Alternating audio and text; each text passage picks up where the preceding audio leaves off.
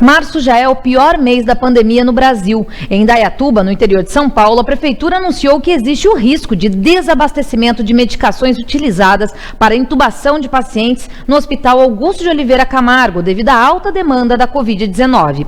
Alertado em junho do ano passado sobre a falta de medicamentos do kit intubação em vários estados, o governo federal pediu ajuda a representantes da indústria farmacêutica. A reportagem é de Sérgio Colassino.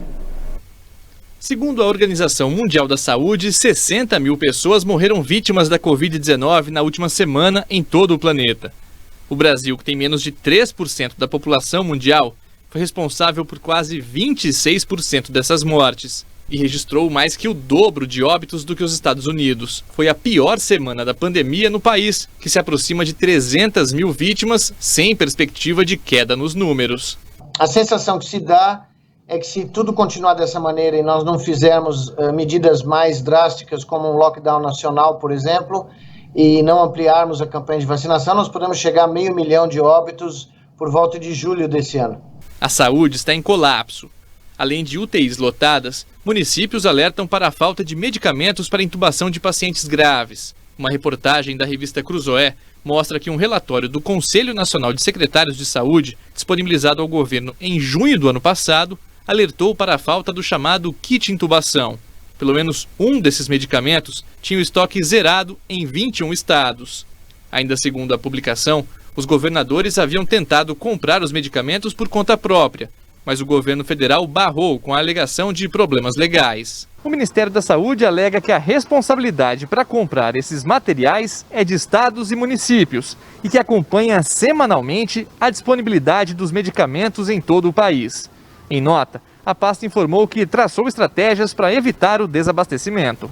Entre elas, requisitar estoques excedentes das indústrias, adquirir medicamentos de fora do país, ampliar as informações de estoque e distribuição e pregões eletrônicos nacionais, possibilitando a adesão dos estados. A lista é tema de reuniões hoje e amanhã com representantes das indústrias de medicamentos.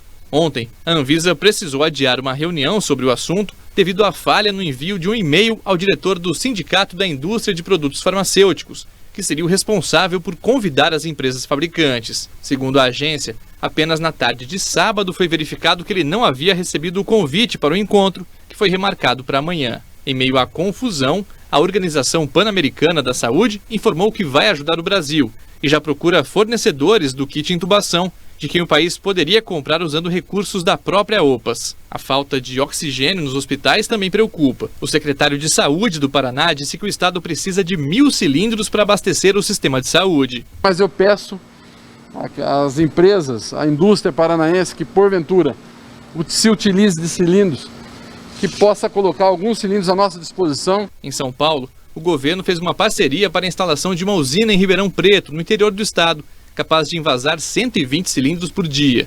A iniciativa privada também vai ajudar na distribuição do oxigênio. Apesar do cenário caótico e da pouca efetividade das ações do governo federal, o presidente Jair Bolsonaro disse hoje que o Brasil dá exemplo no combate à pandemia.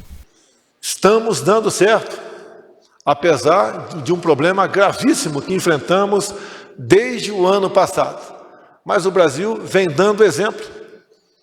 Somos um dos poucos países que está na vanguarda na busca de soluções.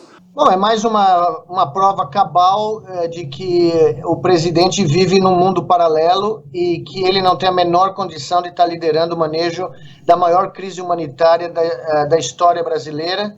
Sem dúvida nenhuma, mostra o completo despreparo e a falta de respeito para com as quase 300 mil mortes que ocorreram no Brasil, graças à inépcia, incompetência e falta de conexão com a realidade do governo que ele lidera. As reservas de oxigênio para pacientes de Covid-19 que precisam de suporte de respiração artificial estão em níveis preocupantes em 6 dos 26 estados brasileiros e o Distrito Federal em pleno auge da pandemia. E atenção, um paciente de Indaiatuba entrou na fila de transplante de fígado do Hospital de Clínicas da Unicamp em Campinas após utilizar o kit Covid, conjunto de medicamentos sem eficácia comprovada contra o vírus. O kit envolve remédios como a ivermectina, a hidroxicloroquina e a azitromicina. A Associação Médica Brasileira divulgou um boletim na terça-feira que condena o uso de remédios sem eficácia contra a Covid-19.